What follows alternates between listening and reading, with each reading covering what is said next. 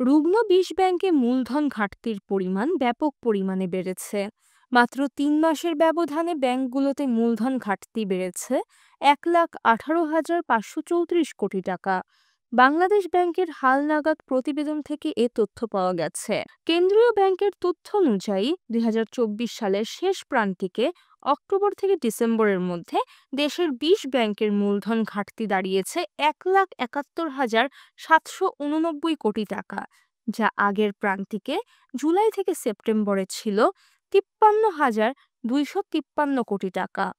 সে হিসাবে মাত্র ৩ মাসের ব্যবধানে ব্যাংকগুলোতে মূলধন ঘাটতি বেড়েছে ১,১৮,৫৩৪ কোটি টাকা।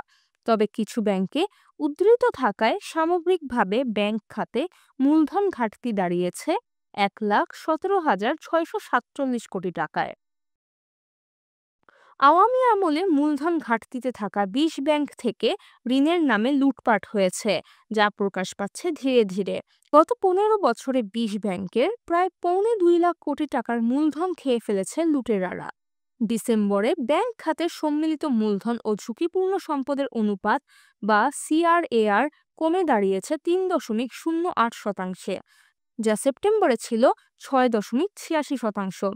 আন্তর্জাতিকভাবে স্বীকৃত ব্যাসেল ৩ নীতিমালা অনুযায়ী প্রতিটি ব্যাংককে ঝুঁকিভিত্তিক সম্পদের ১০% বা ৫০০ কোটি টাকা মূলধন সংরক্ষণ করতে হয়। কোনো ব্যাংক এ শর্ত পূরণে ব্যর্থ হলে তা মূলধন ঘাটতি হিসেবে গণ্য হয়।